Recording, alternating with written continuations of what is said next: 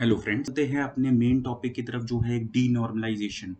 तो denormalisation actual में है क्या, उसे समझने के लिए हम एक बार अपने पॉइंटर्स देख लेते हैं। पॉइंटर्स में सबसे पहले आ रहा है डीनॉर्मलाइजेशन एक ऑप्टिमाइजेशन टेक्निक है।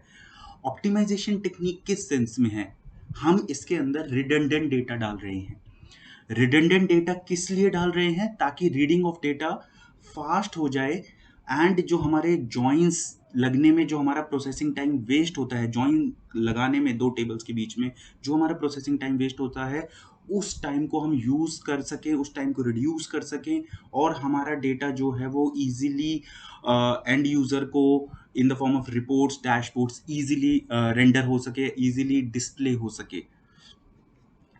अब जो मेन एडवांटेज आता है वो यही है कि ये प्रोसेसिंग टाइम को बहुत इम्प्रूव कर देता है। जैसे कि मैंने बात की, इसका यूज़ केस है एनालिटिक्स में, डेटा वेयर हाउस में। एनालिटिक्स में अगर हम बात करें, अगर अपने हम रिपोर्ट बना रहे हैं, उस रिपोर्ट के अंदर इसका बहुत ज़्यादा यूज़ होता है, क्योंकि वहाँ पे हमारा मोटिव ही ये होता है कि हम रिपोर्ट को जल्दी से जल्दी लोड करें ताकि एंड यूज़र को टाइम वेस्ट ना हो क्वेरी प्रोसेसिंग के अंदर। तो यही हमारा मेन फंड जो कॉन्सेप्ट जो डीनॉर्मलाइजेशन का आता है, वो उसका मेन पर्पज़ ही ये है कि हमारी रिपोर्टिंग जो है वो फास्ट हो सके। अब हम थोड़ा सा समझते हैं कि हम किस तरीके से डीनॉर्मलाइजेशन को इम्प्लीमेंट कर सकते हैं। तो अगर आप अभी मेरे स्क्रीन को देख पा रहे हैं, तो मैंने एक नॉर्मलाइज्ड स्ट्रक्चर लिया है।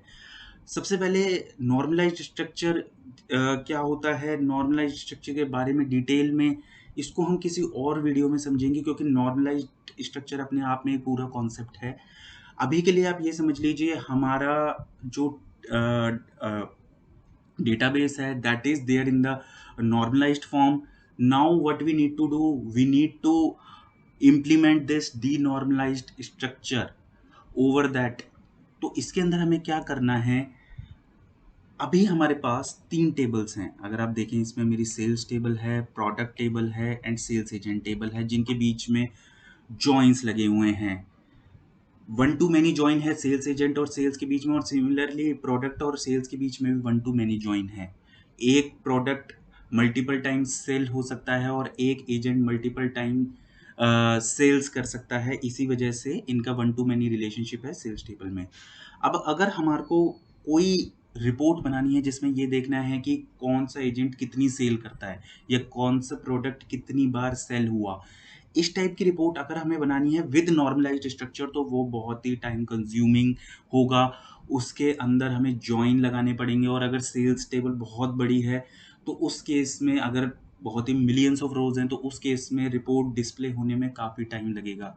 तो उस टाइम को रिड्यूस करने के लिए हम क्या कर सकते हैं? हम अपना डीनॉर्मलाइज्ड स्ट्रक्चर बना सकते हैं, और जो भी इम्पॉर्टेंट कॉलम्स हैं उस रिपोर्ट के regarding, like agent name, agent wise हमें सेल्स दिखानी है डिफरेंट रीजन्स में क्या है, और प्रोडक्ट वाइज सेल्स दिखानी है, उन सारी चीज़ों को हम इस डीनॉर्मलाइज्ड टेबल में शामिल कर सकते हैं।